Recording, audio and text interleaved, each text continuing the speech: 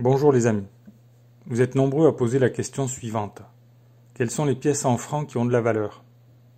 Je vais apporter des éléments de réponse à cette question sur la valeur des pièces en francs. Mais avant toute autre chose, n'oubliez pas de vous abonner à la chaîne Sacra Moneta si ce n'est pas déjà fait. Vous recevrez ainsi gratuitement des actualités sur les monnaies de collection. Vous êtes nombreux à vous poser la question de la valeur des pièces en francs.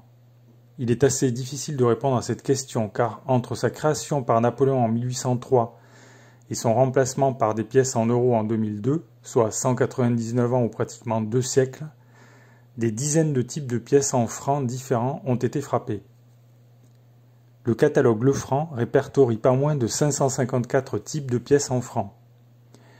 Ces différents francs ont une valeur faciale qui va de la pièce de 1 centime à la pièce de 100 francs en argent ou en or.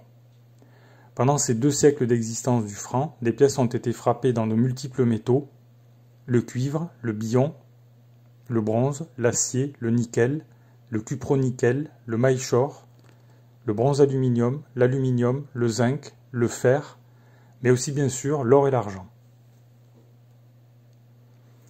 La valeur des pièces en francs varie bien sûr en fonction de leur contenu métallique. On désigne cette valeur métallique comme la valeur intrinsèque des pièces de monnaie.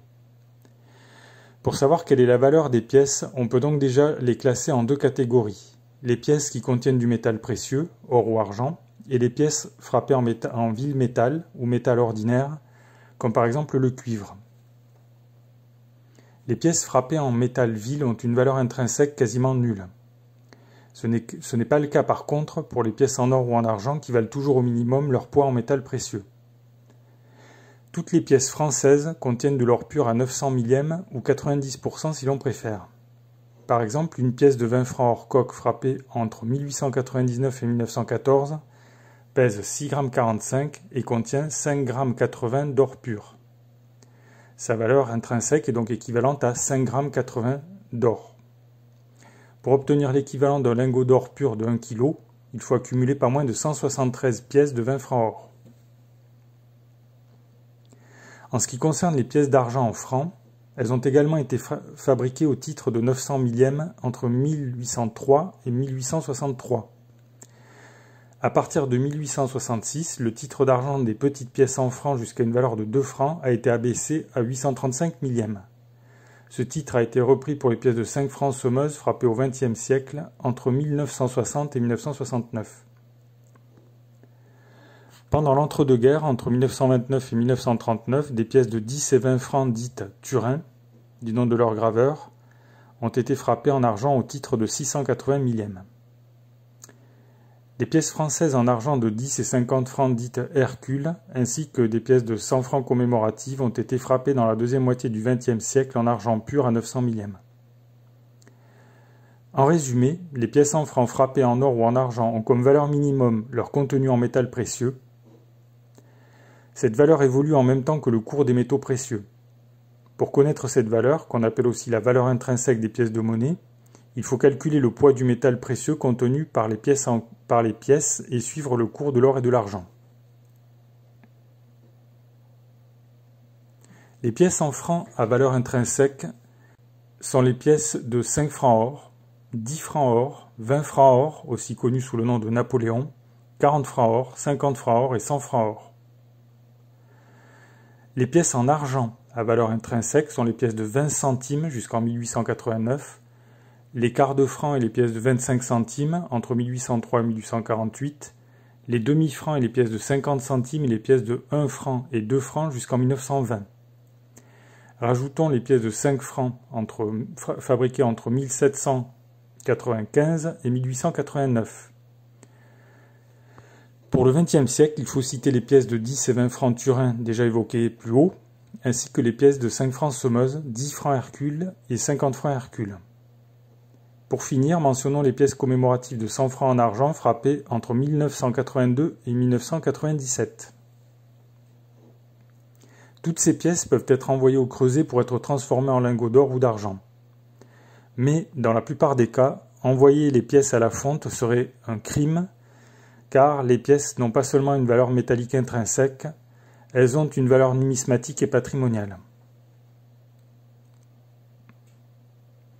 Cette valeur des anciennes pièces en francs dépend de plusieurs facteurs, à commencer par leur rareté. Pour diverses raisons, certaines pièces ont été fabriquées à un très petit nombre d'exemplaires. Par exemple, la pièce de 20 francs Napoléon Ier tête laurée n'a été frappée en 1809 dans l'atelier de La Rochelle qu'à 495 exemplaires. Cette pièce rare vaut donc au moins 4 fois son poids en or, même si elle est en mauvais état. Certaines pièces à peine produites ont été refondues immédiatement. C'est le cas des pièces de 100 francs Bazor qui, à peine créées, ont été refondues. Il ne reste que très peu d'exemplaires de ces pièces en francs rares dont la valeur est toujours très supérieure à leur contenu métallique en or pur. On peut noter ici que les pièces en or ou en argent ne sont pas les seules à avoir une valeur numismatique. Il existe des pièces en francs en vil métal qui sont très rares et très chères. Par exemple, les pièces d'essai fabriquées en très petite quantité peuvent avoir une valeur très importante. La rareté des pièces est importante pour déterminer leur valeur, mais pas seulement. Leur état de conservation compte. Les pièces dans un état de conservation excellent ont plus de valeur que les pièces totalement usées sur lesquelles on ne distingue parfois qu'à grand-peine une légende complètement effacée.